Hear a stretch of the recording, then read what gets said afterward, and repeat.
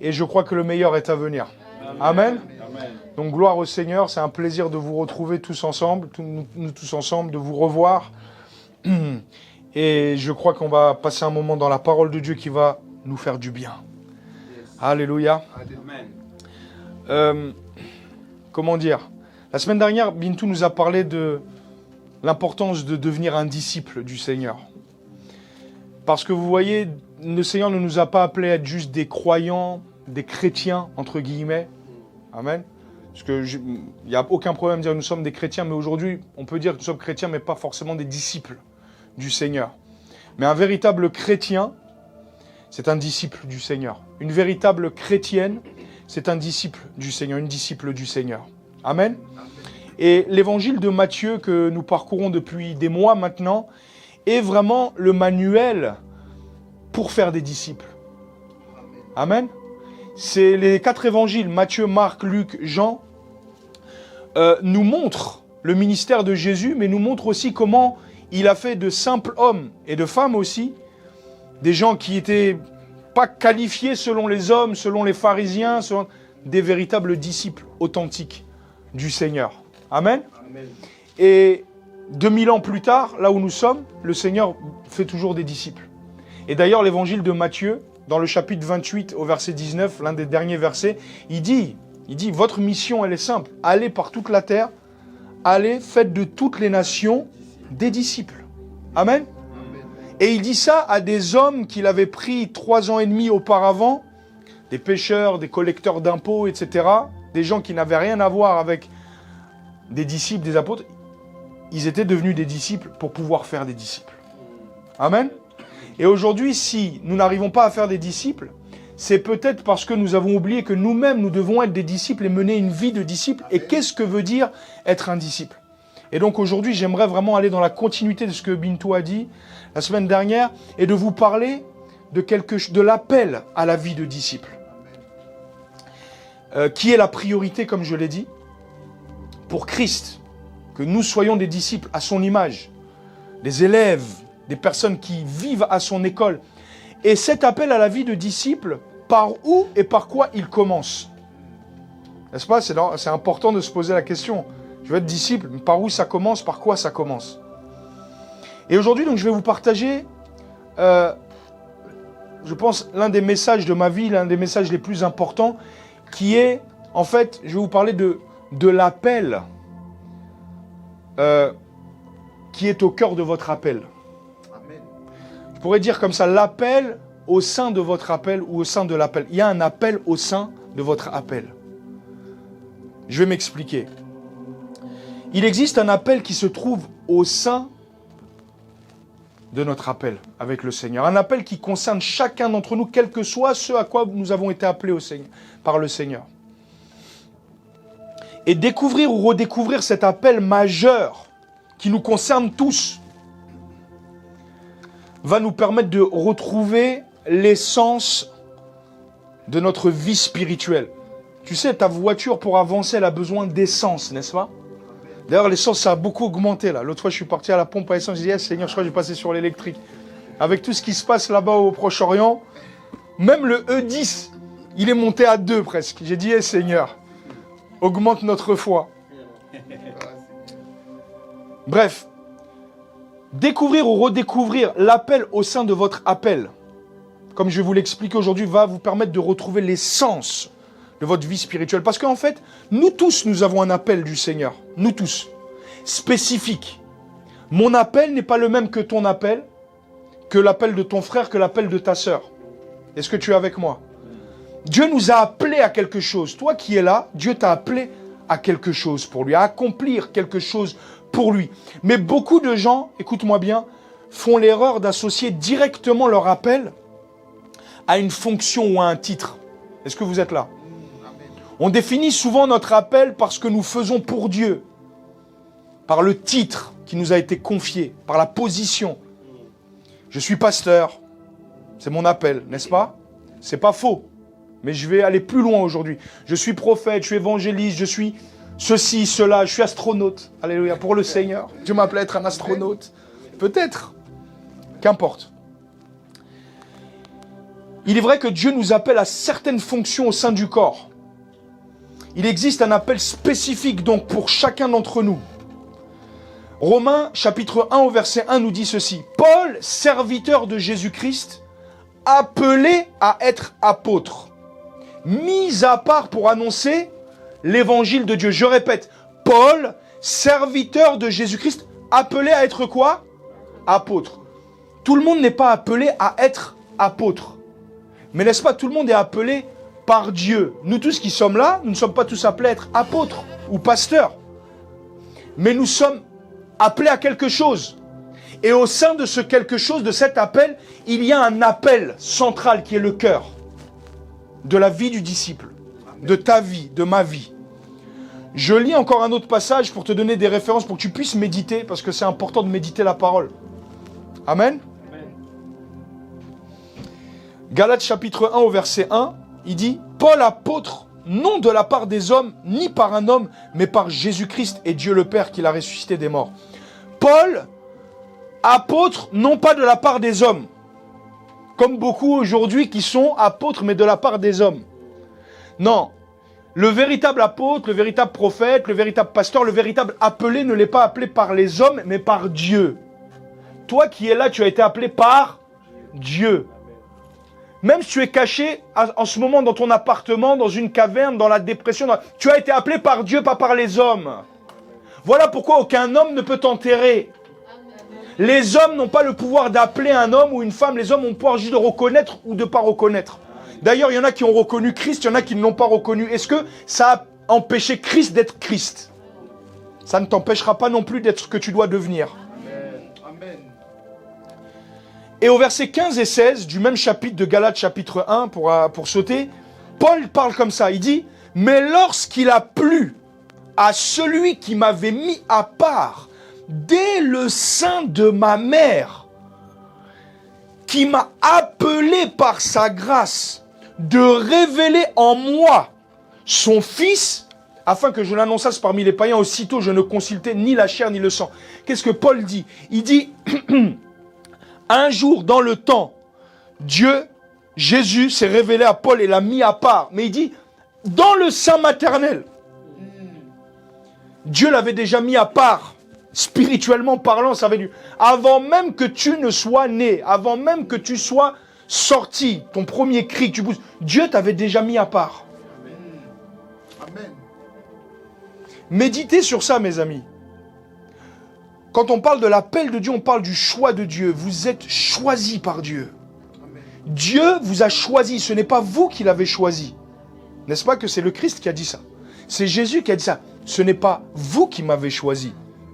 Souvent on dit, je me suis décidé pour Christ, j'ai donné ma vie à Christ. Oui, c'est vrai. Mais tu l'as fait parce que lui t'a choisi. Laisse-moi te lire ça.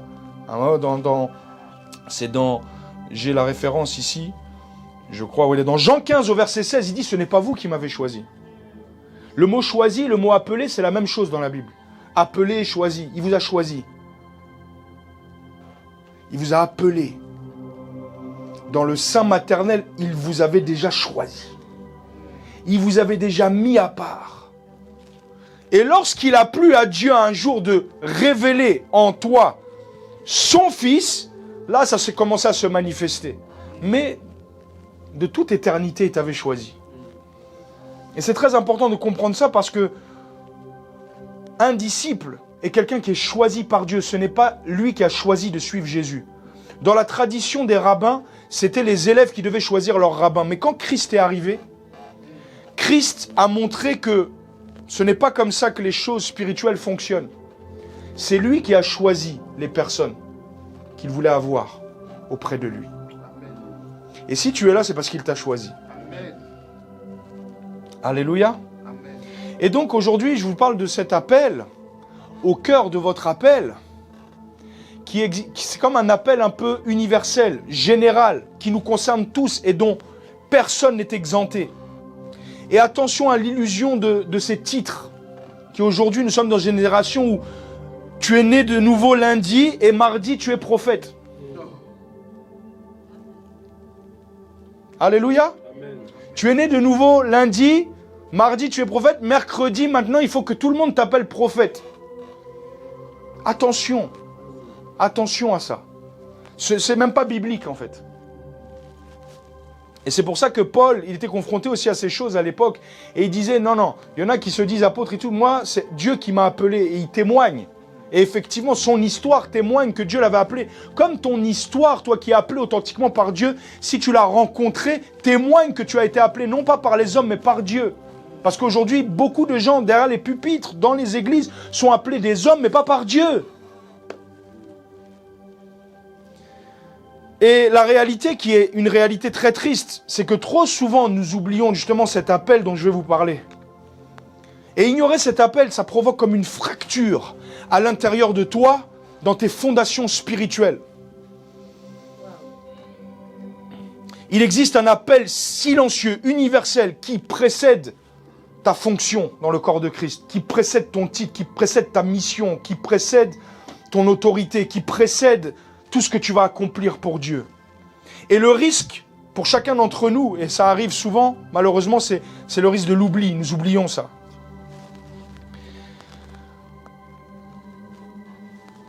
Alors, répétez avec moi.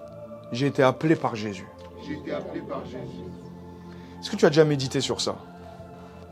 On le dit, mais est-ce que tu as déjà médité? Ça veut dire quoi, être appelé par Jésus? C'est pas toi un jour qui t'es levé, t'as dit je vais être chrétien. C'est Dieu qui t'a appelé.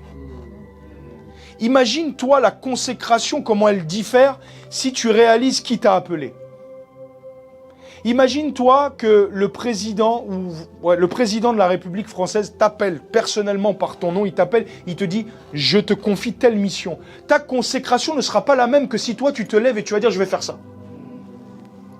Si tu es sélectionné par le sélectionneur pour représenter ton pays aux Jeux Olympiques, ton niveau de consécration ne sera pas le même que si tu vas le faire le dimanche de temps en temps comme ça. Est-ce que vous comprenez? Il est important de réaliser qui t'a appelé. Et c'est pour ça que dans les épîtres, à chaque fois que les apôtres commencent, ils expliquent, nous sommes appelés non pas des hommes, nous sommes appelés par Dieu. Amen. Pour que toi, quand tu le lises, tu puisses te rappeler que toi aussi, tu as été appelé non pas de la part des hommes, mais de Dieu. Alléluia. Pourquoi Dieu m'a-t-il appelé maintenant? Ce n'est pas une question importante à laquelle chacun d'entre nous on doit savoir répondre. Pourquoi Dieu m'a appelé? Pourquoi Dieu m'a appelé? Et souvent quand on dit pourquoi Dieu m'a appelé, on pense quelle est ma mission? Non.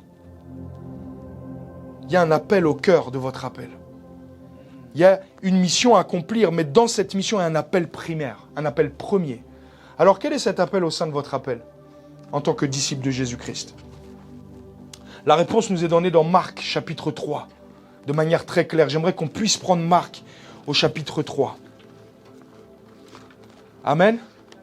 Marc chapitre 3, à partir du verset 13, et on va lire jusqu'au verset 15. Je vais lire dans la version Louis II, et puis je lirai aussi dans la version du Semeur certains passages de la même portion. Regardez ce que Jésus dit. Enfin, ce qu'il est dit de Jésus dans Marc chapitre 3, versets 13 à 15. Vous êtes là? Amen. Il monta ensuite sur la montagne, donc Jésus. Il appela. Dis avec moi, il appela. J'aimerais vraiment, en tout cas, que si c'est sur ton application, dans ta Bible, tu puisses surligner, ou dans ton cahier, tu puisses vraiment surligner ce passage. Il appela ce qu'il voulut. S'il t'a appelé, c'est parce qu'il t'a voulu. Voilà pourquoi tu ne dois pas être découragé si on t'a rejeté dans la vie. Tu dois faire ce travail de réaliser que lui, il t'a voulu. Amen. Même là où les hommes, ceux qui étaient censés le plus te désirer, te vouloir, ne t'ont pas voulu. Les parents. Moi qui étais un enfant rejeté dès le bas âge, je peux savoir c'est quoi le rejet d'un père ou d'une mère. Mais et ça te suit pendant des années. Mais lorsque tu réalises, tu médites que lui, il t'a voulu. Là où les hommes ne t'ont pas forcément voulu, lui, il t'a voulu. Ça fait la différence. Il appela ce qu'il voulut. Il continue, il dit, ils vinrent auprès de lui, il en établit 12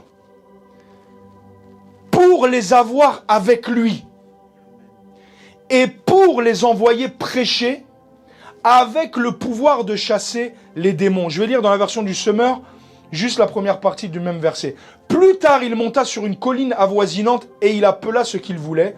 Et ils vinrent à lui. Il désigna ainsi 12 hommes qu'il nomma apôtres et qui devaient être constamment avec lui. Il les envoya annoncer l'évangile avec le pouvoir de chasser les démons. Écoutez-moi bien. Même si vous vous excitez dans la vie chrétienne, même si vous vous remuez à cause de tout ce que vous voyez autour de vous, à droite et à gauche, vous regardez, vous vous excitez. La parole de Dieu enseigne ceci comme un fait établi. Il vous a choisi tout d'abord pour vous avoir avec lui. C'est-à-dire quoi? Dans sa présence. Est-ce que vous êtes là? Amen. Ceci, c'est l'appel le plus important au sein de votre appel, être avec lui. Être tous les jours avec Jésus. Laisse-moi te poser la question. Est-ce que tu es tous les jours avec lui? C'est bien, tu évangélises, c'est bien, tu as des ambitions professionnelles pour la gloire de Dieu, tu as des projets, gloire à Dieu. Mais est-ce que tu es tous les jours avec lui? Il les appela pour les avoir avec lui, pas pour les envoyer prêcher d'abord. Ton premier appel n'est pas de prêcher, que ce soit sur un pupitre ou à tes collègues. Ton premier appel, c'est d'être avec lui. Un véritable disciple de Jésus est appelé par Jésus, mais appelé à Jésus. Comment on reconnaît un véritable disciple de quelqu'un qui n'est pas un disciple, quelqu'un qui est juste un mercenaire, quelqu'un qui est juste là pour son ventre ou pour son ambition personnelle? C'est que lorsqu'il a commencé, il n'est pas allé à Jésus, il est allé directement dans l'action. Je ne connais pas un disciple authentique qui ne soit pas passé, qui ne soit pas attaché à lui d'abord. Et aussi, il y a une vérité, c'est qu'il est possible d'être appelé authentiquement par Dieu, mais parce que dans le monde dans lequel nous sommes, il y a une certaine manière de fonctionner qui a pris le pas, on saute directement de la case de la nouvelle naissance salut, on contourne la case de être avec lui, on contourne sa présence pour aller directement dans la mission, dans l'action. Non, ce n'est pas comme ça que cela fonctionne. Et c'est pour ça aujourd'hui que dans nos églises, il y a des dégâts. C'est pour ça qu'aujourd'hui, dans nos églises, il y a des gens qui prêchent des beaux messages, mais les gens ne vont pas à Christ. Les gens vont à l'église, mais les gens ne vont pas à Christ.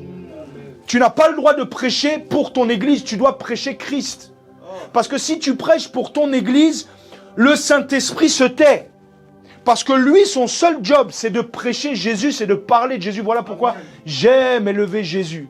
Voilà pourquoi, comme disait tout à l'heure Bintou, élevons le nom de Jésus. Le nom de Jésus, c'est le nom le plus merveilleux qui soit. Quand tu élèves Jésus dans ta vie, tu es sûr d'une chose, que le Saint-Esprit va être là. Pourquoi? Parce que c'est lui qui va t'aider à le faire. Alléluia. Passez du temps donc dans sa présence, c'est votre premier appel. Combien de temps tu passes dans sa présence? C'est l'appel de l'intimité. C'est l'appel au secret, comme on dit, de la porte fermée. Tu fermes ta porte et tu vas avec le Seigneur. Et pour certaines personnes, ça c'est très difficile parce qu'il y a des personnes comme moi, par exemple, qui sont très actives et orientées tâches. Des gens qui veulent, qui font, qui sont dans l'action. Il y a des types de personnalités pour qui il faut faire, n'est-ce pas? Peut-être que toi, tu te reconnais dans ça. Si tu ne fais pas, tu ne te sens pas exister. Et donc, c'est très difficile pour tout le monde, mais pour ce type aussi de personnalité, peut-être dont tu fais partie, d'être dans la présence de Dieu, de t'arrêter. Pourquoi? Parce que en fait, tu penses que être actif pour Dieu, c'est faire des choses pour Dieu. Alors que non, c'est d'abord être avec lui. Ça nécessite un travail sur nous-mêmes. Alors, dans le passage qu'on vient de lire, il y a ce que je peux appeler l'ordre chronologique de la grâce, l'ordre chronologique de comment Dieu travaille avec nous. Vous voyez ici, la Bible dit la loi a été donnée par Moïse, mais la grâce et la vérité sont venues par Jésus-Christ. C'est-à-dire que la grâce, elle est venue par une personne. Moïse, lui, il a donné la loi, il a donné les tables. Mais la Bible dit que la grâce n'a pas été donnée, elle est venue. C'est-à-dire que sa personne, la personne même de Dieu, le Fils s'est incarné et il est venu. La grâce est venue nous montrer le chemin, nous montrer comment faire, comment être un véritable disciple authentique du Seigneur. Il y a un ordre chronologique dans la grâce, selon ce passage-là. La première chose, c'est qu'en fait, il vous a appelé, bien sûr, mais à faire quoi? À être avec lui. il t'a appelé à être avec lui. Je répète, il t'a appelé à être avec lui. Il ne t'a pas appelé à faire quelque chose pour lui. D'abord, bien sûr qu'il t'a appelé à faire quelque chose pour lui, mais d'abord, il t'a appelé pour être avec lui. La version du Semeur dit constamment avec lui. Quel était le cœur de Jésus quand il a appelé ses disciples? Déjà, je veux que vous soyez avec moi. Je veux que vous soyez dans ma présence. C'est le ministère de la présence de Dieu. C'est le simple fait d'être avec lui, Tout ce qui compte, c'est toi, Seigneur. Ce que nous voulons, c'est toi. Tout ce qui compte, c'est toi. Être avec toi. Ensuite, l'ordre chronologique, être envoyé. Oui, va t'envoyer. Va t'envoyer, c'est la commission. Et ensuite, tu vas agir avec autorité. Tu vas chasser les démons. C'est l'autorité. Elle émane d'abord de lui. Elle émane d'abord de lui. Je répète, elle émane d'abord du fait d'être dans sa présence. Et une des plus grandes erreurs de notre christianisme moderne, c'est de passer comme je l'ai dit, du salut, de la nouvelle naissance à l'action directement en contournant sa présence. Parce qu'avant de vous envoyer prêcher, il vous veut avec lui. Il te veut avec lui, ma sœur. Il te veut avec lui, mon frère. Amen. C'est le cœur de ton appel. L'appel dans l'appel. Tu veux le mariage? Oui, mais dans l'appel, dans le mariage pour glorifier Dieu, il y a l'appel de sa présence. Tu es appelé à prêcher, il y a l'appel de sa présence. D'abord, être avec lui. Alléluia. Est-ce que je peux aller un peu plus loin? Amen. Ne te contourne pas de sa présence. Ne te détourne pas, de sa présence. Ne contourne pas sa présence. Mais tous les jours, tu contournes sa présence en faisant au lieu de commencer avec lui. En lisant ta Bible, en priant, en louant le Seigneur de manière consciente. Jean pose souvent la question, par où dois-je commencer donc pour être un disciple authentique du Seigneur? Par où? La réponse, elle est simple. Commencer comme Jésus a commencé avec les 12. Passer du temps avec lui. Parce que qui tu vas représenter? Si tu veux représenter Christ, tu dois passer du temps avec Christ. Amen. Amen. Où commence donc la vie d'un disciple? Dans sa présence. Où commence ta vie de disciple? Comment devenir un disciple? Reste juste là avec lui. Je ne sais pas comment faire. Viens juste là avec lui. Ouvre ta Bible, ouvre ton cœur. Sois silencieux, sois à l'écoute, parle avec ton cœur, sois vrai, sois sincère, désire-le, reste à l'écoute. Où commence ta vie de disciple? Dans le avec lui, auprès de lui, dans l'intimité avec le Seigneur. Mais la chair ne veut pas ça. Mais ici, c'est ce que tu auras. Amen. Parce que ici, je ne vais pas faire des écoles de prophètes pour t'apprendre à prophétiser, tu ne sais pas rester 1 heure avec lui. Amen. Vous savez pourquoi les gens ils glorifient, ils magnifient les ministères aujourd'hui? C'est parce qu'en fait, Christ n'est plus magnifié. Parce qu'on pense que aujourd'hui, pour rentrer dans ce qu'on appelle la réussite ministérielle, il faut faire ça, comme certaines personnes font. Le véritable ministère, c'est Dieu qui le donne et c'est Dieu qui le récompensera. Et au dernier jour, nous verrons véritablement qui a fait un travail de fond avec les âmes ou qui était juste dans les superficialités. On aime ça parce que c'est la chair. Mais lorsque Christ appelle un disciple, il dit authentiquement 2 choses. Viens et meurs. Il ne dit pas viens et je vais faire de toi un prophète des nations. Non, il dit viens et meurs. Et mourir peut prendre plusieurs dimensions. On n'est pas tous appelés à mourir physiquement pour le Seigneur comme des martyrs, comme les premiers apôtres. Certains le vivront. Mais d'une manière ou d'une autre, chaque jour, tu dois mourir. Tu dois venir et tu dois mourir. Et comment tu commences à mourir? Déjà, reste avec lui. Déjà, oublie-toi en fait. Commence à le regarder lui. Commence à te satisfaire de lui. Commence à dire, non, peu importe où je vais, je ne connais pas mon lendemain, je ne sais pas ce qui va advenir de demain, je suis avec toi et c'est tout ce qui compte. C'est moi vous donner un exemple, l'exemple de Moïse dans l'Ancien Testament. Le ministère de Christ, il est partout dans les Écritures. Même dans l'Ancien Testament, il nous donne des images pour nous montrer en fait comment Dieu fonctionne avec ses enfants. Moïse, avant d'être envoyé en Égypte pour délivrer, il est passé par le buisson ardent qui représente Dieu et sa rencontre avec Dieu. Beaucoup de gens à l'église aujourd'hui, même dans cette église, n'ont pas rencontré Dieu. Je le sais. Parce que rencontrer Dieu, c'est pas comme ça là. Il y a un prix à payer pour rencontrer Dieu. Et c'est pas parce que tu as rencontré Dieu un jour que tu ne dois plus le rencontrer aujourd'hui. Mais regardez, Moïse n'a pas contourné la présence pour aller en Égypte directement. Au contraire, il s'est détourné de ses tâches pour se rapprocher de sa présence. Regarde, laisse-moi te lire Exode chapitre 3, du verset 1 à 3. Exode chapitre 3, verset 1 à 3. « Et Moïse faisait paître le troupeau, le bétail de Jéthro, son beau-père, sacrificateur de Madian. Il mena le troupeau derrière le désert, et il vint à la montagne de Dieu à Horeb. Et l'ange de l'Éternel lui apparut. » L'ange de l'Éternel dans l'Ancien Testament, c'est Dieu lui-même. En fait, c'est le Fils de Dieu dans sa préincarnation. Voilà pourquoi tu vas voir que l'ange de l'Éternel est différent de l'Éternel, mais les deux, c'est Dieu. Parce qu'il y a le Père et le Fils déjà qui sont en action. L'ange de l'Éternel, c'est la manifestation visible du Dieu invisible.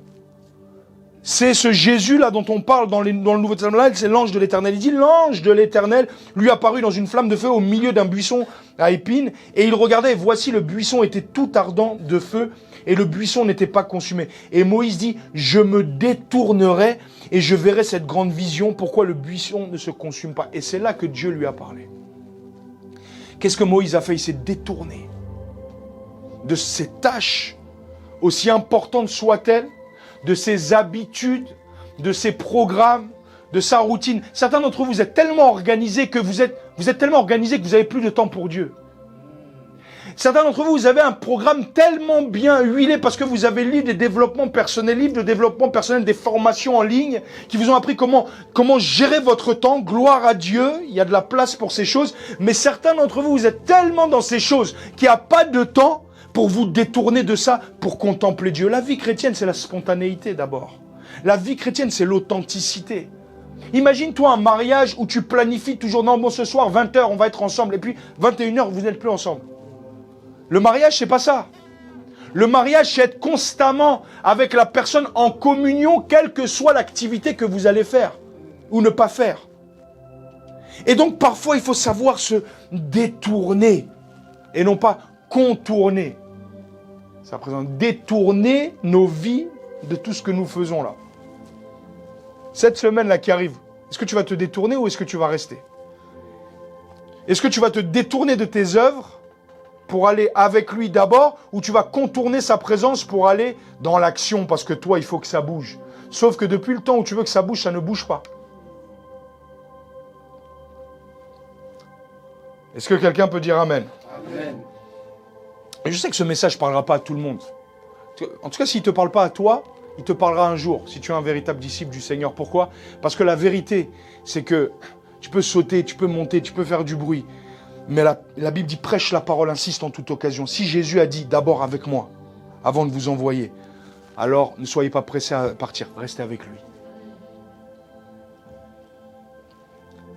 Votre vie spirituelle, voyez-la un peu comme un fruit. Laissez-moi vous donner cet exemple-là.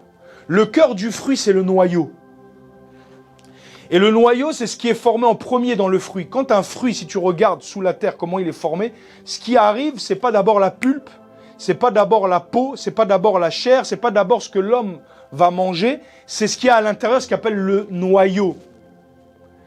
Et de la même manière, Dieu, dans ton ministère, les gens vont manger le fruit un jour. Mais pour qu'ils mangent le fruit, pour qu'ils aient la pulpe, pour qu'ils aient la saveur de Christ, il faut qu'il y ait le noyau. Et le noyau, ce n'est pas des stratégies marketing. Le noyau, ce n'est pas le podcast que tu écoutes chaque jour. Le noyau, ce n'est même pas ma prédication aujourd'hui. Le noyau, c'est le Seigneur lui-même avec qui tu as une communion que tu entretiens continuellement. Amen. Le Seigneur est le cœur de ton appel. Voilà pourquoi je dis que tu as un appel dans l'appel. Sans le noyau, aucune pulpe, aucune vitamine, aucun goût, aucun jus ne peut sortir de toi.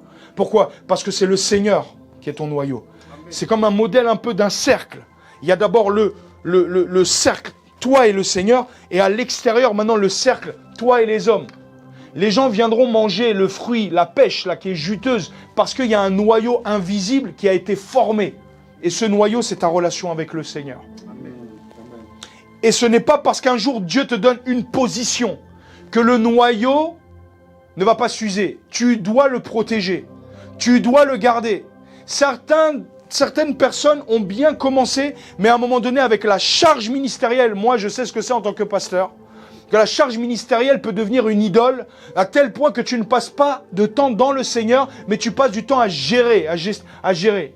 Et du coup, les pasteurs, mais pas que les pasteurs, tous ceux qui sont appelés à faire des choses pour le Seigneur, des fois on devient comme des chefs de chantier, on met notre casque, on va sur le chantier, on est des experts, on commence à regarder, bon là ça se passe bien, ok, le travaux avance bien, ok ça va, tu vas là, et puis ensuite tu vas là, et puis tu deviens en quête de l'excellence dans les choses extérieures, mais le bruit de la gestion, le bruit des responsabilités t'empêche d'accomplir ton appel universel, l'appel secret, l'appel silencieux, de passer du temps avec le Seigneur. Amen. Mes frères et sœurs, passez du temps avec le Seigneur personnellement. Trouvez votre relation avec le Seigneur. Ne copiez pas les autres, inspirez-vous. Mais trouvez, si c'est lire la Bible, d'abord lisez la Bible. Si c'est louer le Seigneur, avec lui en fait. Sans le téléphone, sans le smartphone, parfois même sans les instrumentales. Si ça peut t'aider, gloire à Dieu, mets une instrumentale. Mais s'il n'y a pas d'instrumentale, vas-y quand même. Va au bord d'un lac, comme j'aime bien faire. Viens, va marcher dans une forêt, parle avec le Seigneur, communie avec lui, dis c'est toi et moi. Quand tu le fais, quel que soit l'endroit, que ce soit dans des toilettes, que ce soit dans ta chambre, que ce soit sur ta table à manger, que ce soit peu importe l'endroit, si tu le fais consciemment, tu es avec lui. Et c'est tout ce qui compte. Amen. Est-ce que je peux prêcher ? Amen. Il faut que nous devenions des disciples comme ça en fait. Il y a un grand prédicateur de notre époque, Samuel Chadwick, qui était un prédicateur méthodiste, grand prédicateur comme les John Wesley, etc. à cette époque-là. Il a dit « Je ne vaux absolument rien à moins d'avoir été avec Jésus. Je ne suis d'aucune utilité pour le ministère ou pour les gens si je n'ai pas d'abord été avec le Seigneur. » Donc le modèle de Jésus, c'est quoi? C'est être avec lui d'abord, c'est ça le cœur. Est-ce que tu es avec lui? C'est la priorité absolue. Je commence à atterrir tout doucement. Tout à l'heure, je vous parlais de Romains 1. Paul nous dit qu'il a été appelé par Dieu à être apôtre. Comme toi, tu as été appelé par Dieu à être quelque chose. C'est la fonction. Et c'est très important. Mais ce même Paul nous parle aussi de l'appel au cœur de l'appel dans 1 Corinthiens 1 au verset 9. Écoute-moi bien. 1 Corinthiens 1 au verset 9. Le même Paul qui a dit appelé à être apôtre. Regardez ce qu'il dit à toute l'Église. Pas juste à une certaine partie, mais à toute l'Église. Il dit, Dieu est fidèle. Lui qui vous a appelé, c'est le même mot, à la communion de son Fils Jésus-Christ, notre Seigneur. Le mot communion est un mot extrêmement fort. En grec, c'est le mot koinonia. Koinonia, ça veut dire la communion, l'échange entre deux parties. D'ailleurs, en anglais, le mot coin, c'est le mot pièce, n'est-ce pas? Une pièce, tu la donnes pour un échange. C'est un échange, la koinonia. Il dit Dieu est fidèle. Lui, il vous a appelé à la communion de son Fils Jésus-Christ. À quoi tu as appelé? Tu n'es pas appelé à être pasteur d'abord. Tu as appelé à être en communion avec lui. Amen. Dieu m'a appelé à être prophète. Non, Dieu t'a appelé d'abord à être en communion avec lui. Et il y a des choses, des fois, quand tu vois, tu sens qu'il n'y a pas la communion. Il y a le titre, mais il n'y a pas la communion.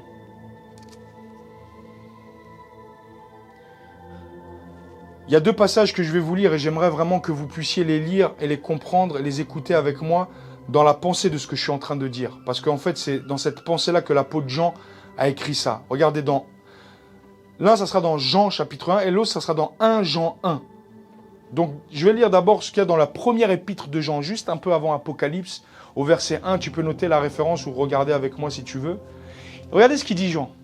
Il dit « Ce qui était dès le commencement, ce que nous avons entendu, ce que nous avons vu de nos yeux, ce que nous avons contemplé et que nos mains ont touché concernant la parole de vie. » Qu'est-ce que Jean est en train de dire? Il est en train de dire, nous sommes apôtres pas parce que nous avons décidé de l'être. Nous sommes apôtres parce qu'un jour, celui qui nous a appelés d'abord à être avec lui. Et nos mains l'ont touché. Nos yeux l'ont regardé. Nos oreilles ont entendu le timbre de sa voix. Nous avons contemplé sa face. On n'est pas juste parti à l'école et on a participé à des cours. On était avec lui. Et Jean, dans son vieil âge, puisque c'est à la fin de sa vie qu'il écrit ça, il dit, ce dont nous vous parlons, c'est ce que nous avons vu. C'est ce que nous avons touché. C'est ce que toi aussi tu es appelé à voir. C'est ce que toi aussi tu es appelé à toucher. C'est ce que toi aussi tu es appelé à entendre le son de sa voix, comment il te parle. En passant du temps avec lui. Jean 1 au verset 14, maintenant il nous dit, et là, c'est le même Jean qui parle de ça. Il dit, la parole a été faite chair, elle a habité parmi nous. Est-ce qu'elle habite parmi nous? Pleine de grâce et de vérité. Et nous avons contemplé sa gloire. Une gloire comme la gloire du Fils unique venu du Père. Il était parmi nous et nous l'avons contemplé. Tu sais, des fois Jésus, il est là, tu ne le contemples pas. Il est là, il est venu, il habite là. Mais est-ce que tu l'écoutes? Est-ce que tu donnes de ton temps? Et c'est la chose la plus importante, mes amis. Comme on l'a dit il y a quelques semaines, que tu le rappelais tout à l'heure dans la prière, il dit le premier amour. Ça fait combien de temps que tes mains, elles n'ont pas touché Jésus? Vous comprenez mon langage. Ça fait combien de temps que tes yeux n'ont pas regardé Jésus? Je ne parle pas de le regarder comme ça rapidement, mais d'aller, d'attendre et de contempler jusqu'à ce que les larmes coulent, jusqu'à ce que tu sois sur tes genoux, jusqu'à ce que tu entendes sa voix, jusqu'à ce que tu l'entendes frapper à la porte de ton cœur et que tu lui ouvres et qu'il pénètre dans sa vie, dans sa lumière. Ce qui fait que dans tout ce que tu es en train de vivre, ça ne te fait plus rien. Pourquoi? Parce qu'en fait, tu l'as trouvé. Alors avant de faire quoi que ce soit, avant de prêcher, avant de servir, avant de porter du fruit, Jésus t'appelle à être avec lui. C'est l'appel au sein de l'appel. Afin que tu vois, afin que tu l'entendes, afin que tes mains touchent, que tu contemples ce qui concerne la parole de vie.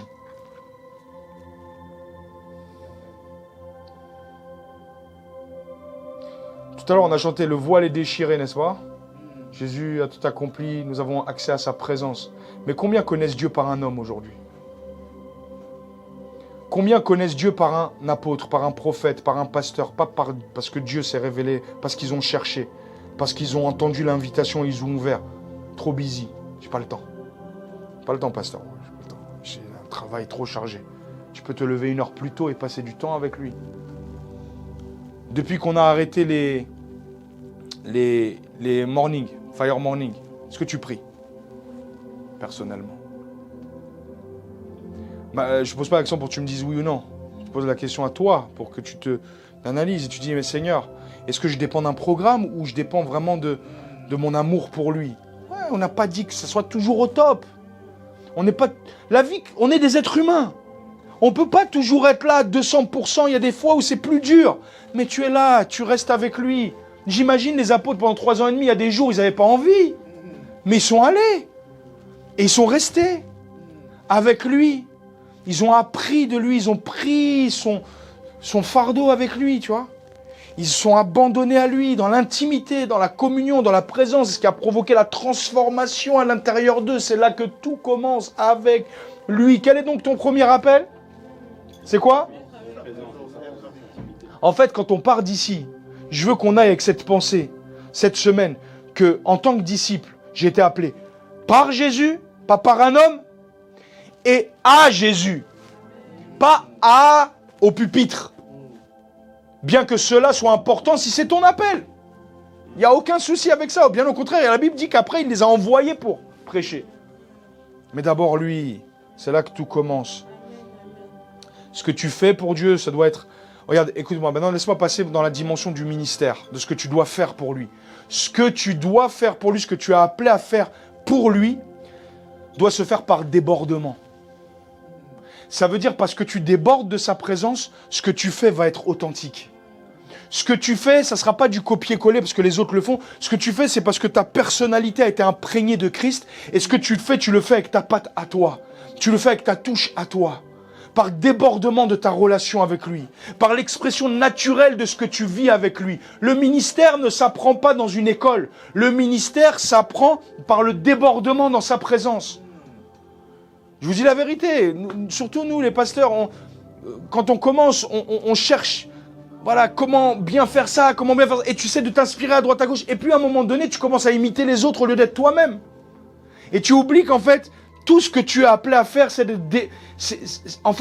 débordement de ce que tu vis avec Dieu. Donc si tu ne vis plus rien avec Dieu, tu vas vivre quoi à l'extérieur?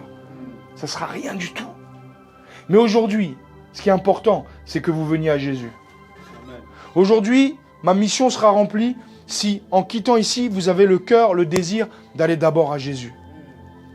Sinon, ça devient religieux, ça devient mécanique, ça devient vide de puissance. Il n'y a plus de révérence, il n'y a plus d'amour, il n'y a plus d'authenticité, il n'y a plus de sincérité, il n'y a que de la façade et on devient des pharisiens. Et souvent, nous les chrétiens, on critique les pharisiens dans la Bible, mais on est comme les pharisiens, voire même pire, parce que nous, on est dans la grâce.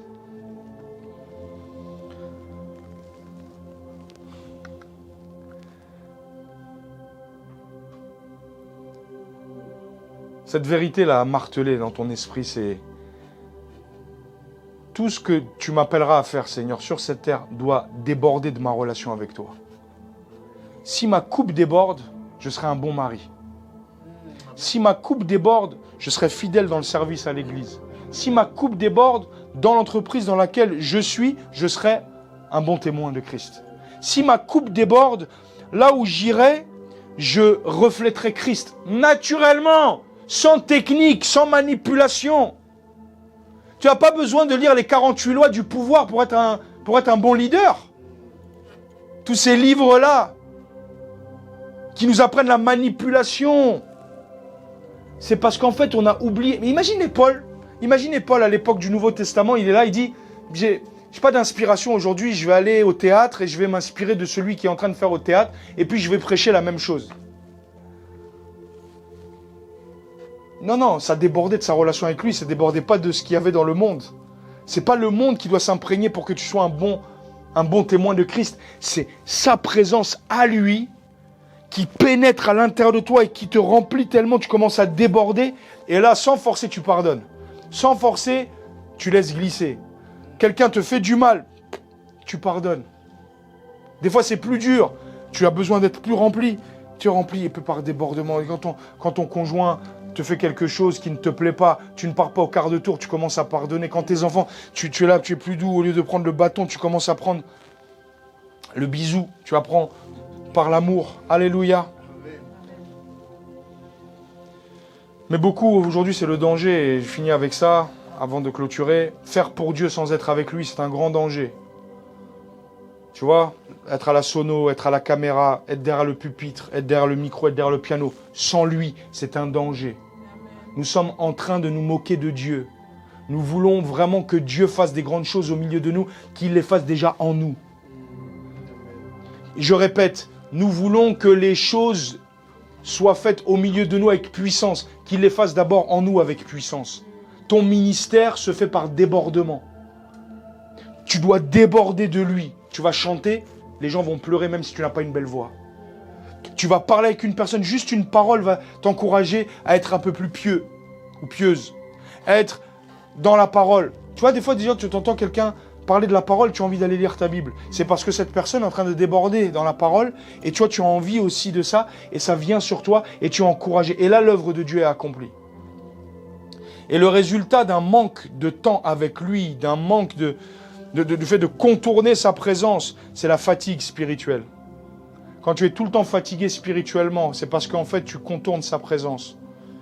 Toujours fatigué. Quand tu fais des activités sans intimité, c'est la sécheresse. Tu perds même le sens de la vie. Parfois, tu es là, tu dis, mais à quoi sert même ma vie? C'est parce qu'en fait, tu as oublié sa présence. Tu dis, je comprends pas, je suis dans le trou noir. Est-ce que Dieu même m'a appelé? C'est parce que tu as oublié en fait que l'appel, ce n'est pas faire quelque chose pour lui, c'est être avec lui. Parce que si la vie s'arrête aujourd'hui là, est-ce que tu aurais été un bon témoin? Nous, on est là dans les accomplissements. Non, non. Sa présence. Là où tu es. Donc le ministère, ce n'est pas produire pour Dieu, c'est déborder de Dieu. Ouf. Ton ministère, ce n'est pas produire pour Dieu, c'est déborder de Dieu. Est-ce que je suis plus occupé à faire pour Dieu qu'à être avec lui? Je pose ces petites questions. Il y a la cascade de la suractivité, le piège de la suractivité, trop occupé pour Dieu. Tu abandonnes la koinonia, tu abandonnes l'intimité.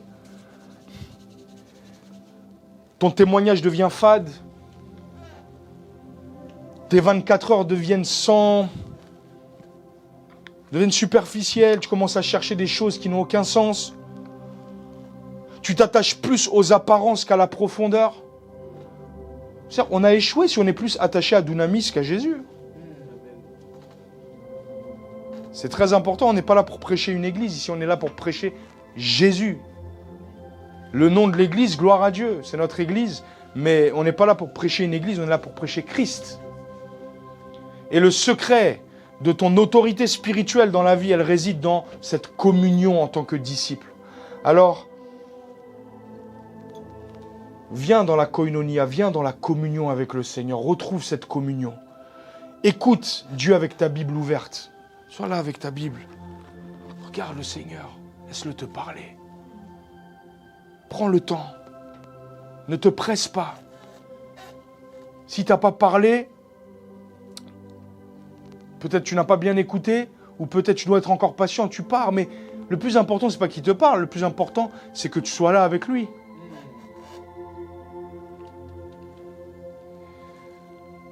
Partage tes fardeaux avec le Seigneur. Sois sincère avec le Seigneur. Arrête de faire semblant. Et attends dans le silence.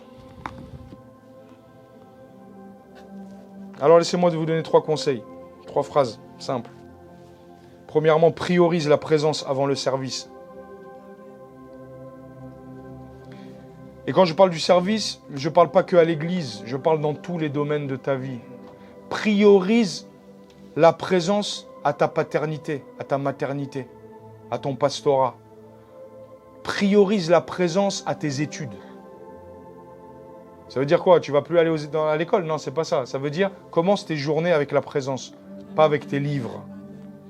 Priorise la présence avant tout le reste.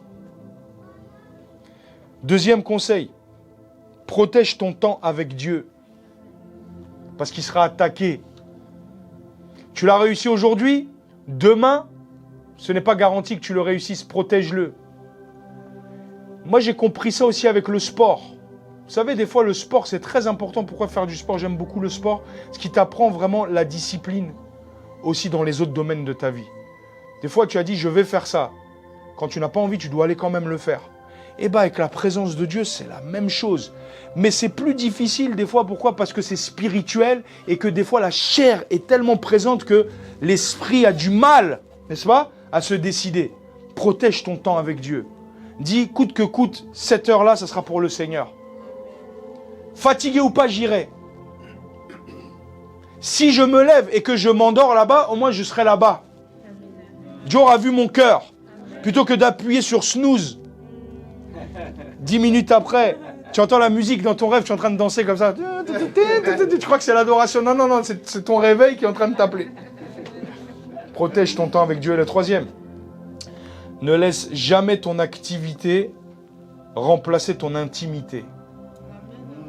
Je répète, ne laisse jamais ton activité, quelle qu'elle soit, même pour le Seigneur, remplacer ton intimité.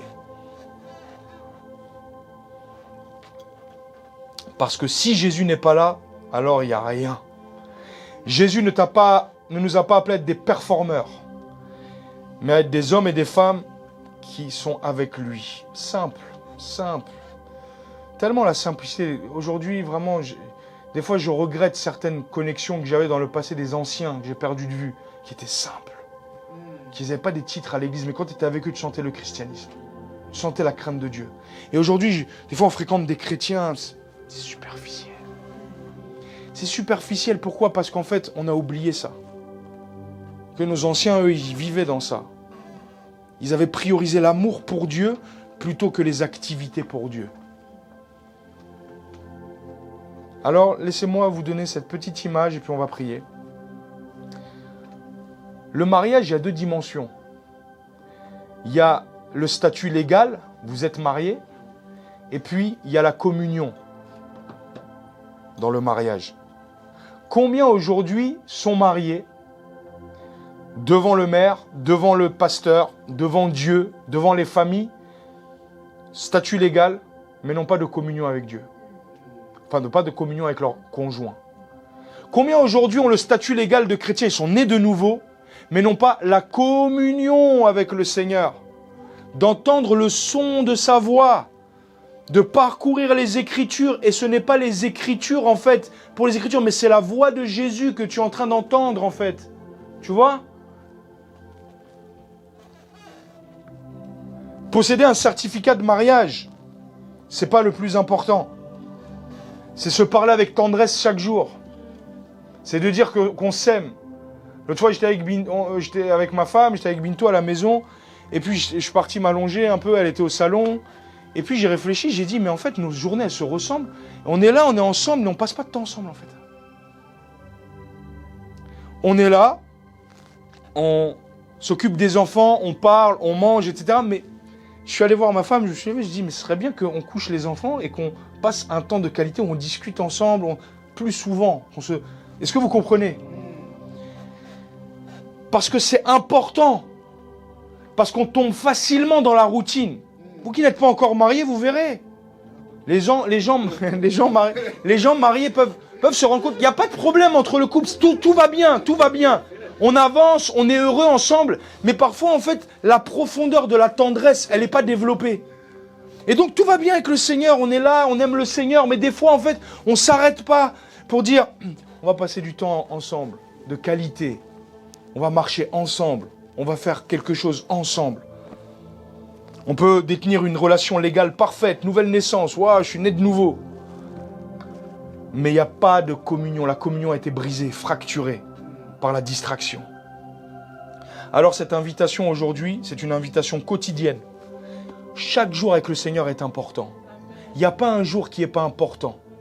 Le jour où tu prêches, ce n'est pas le plus important. Lundi, mardi aussi, c'est très important. Tous les jours sont importants avec Dieu. Toutes les œuvres aussi que tu fais pour Dieu sont importantes. Mais fais-les avec débordement pour Dieu. Déborde d'amour pour le Seigneur. Son invitation, elle est constante aujourd'hui avec toi. Elle dit, viens être avec moi, ma fille. Entends sa voix lui dire, viens être avec moi, ma fille. Viens être avec moi. Je t'ai appelé pour t'avoir avec moi. Il est monté sur la montagne. Il a prié pour t'avoir avec lui. Ne dis pas, je suis trop occupé. Change ta réponse. Ouvre la porte. Engage-toi. Tourne ta face vers lui aujourd'hui. Demande-lui la grâce d'y arriver. Demande-lui la force. Demande-lui la discipline. D'abandonner l'urgence. Faut que je gère ça, faut que je gère ça. Si tu ne gères pas, et alors? Si tu ne réponds pas à ce mail maintenant, et alors? Si tu ne réponds pas à ce texto, et alors? Je vous assure, laissez votre téléphone un peu. Prenez votre téléphone, au moment où vous voulez répondre au message, reposez-le. Arrêtez de répondre à chaque fois que vous avez un message, vous répondez au message. Parce qu'aujourd'hui, les gens, quand tu leur mets les deux traits bleus, on dirait que tu leur as fait la tête. Je suis obligé de te répondre maintenant? Je peux te répondre dans 2 jours. Bon, quand même pas 2 jours. Pas 2 jours. On essaie de répondre vite. Mais même si ça arrive dans 2 jours. Et alors? Peut-être que l'autre est occupé, en fait. Jésus, il était là. Il renvoyait la foule. Il se disait pas à un moment donné, ah si je renvoie, qu'est-ce qu'ils vont penser de moi? Ah, il faut que je fasse les œuvres de mon Père. Il dit non, non. Là, il est temps que j'aille avec mon Père, en fait. Vous êtes gentils, mais on est ensemble. Voilà. Faites de chaque jour avant toute autre tâche une journée où vous marchez seul avec Jésus. L'appel n'a jamais changé. L'appel au cœur de votre appel. Il vous attend. Apocalypse 3:20. Voici, je me tiens à la porte et je frappe. 2 conditions. Si quelqu'un entend ma voix et qu'il m'ouvre, j'entrerai chez lui, je souperai avec lui et lui avec moi. Si tu entends son amour frapper à ton cœur, te dit, je te veux avec moi, ma fille. Je te veux avec moi, mon fils. Sois un disciple authentique. Alléluia, on va passer quelques minutes dans la présence de Dieu. Si ce message a résonné d'une manière ou d'une autre dans ton cœur, viens dans la prière maintenant et dis-lui, avec tes propres mots, simplement, avec ton propre cœur, simplement, alors que nous allons entonner un chant, si le Seigneur nous inspire un chant. Vous savez, la Bible dit, entretenez-vous par des chants, entretenez-vous par des cantiques, entretenez-vous. Parfois, tu ne sais pas quoi dire, chante seulement pour le Seigneur. Parfois, tu ne sais pas quoi chanter, attends. Juste ouvre-lui ton cœur. L'appel à être avec lui.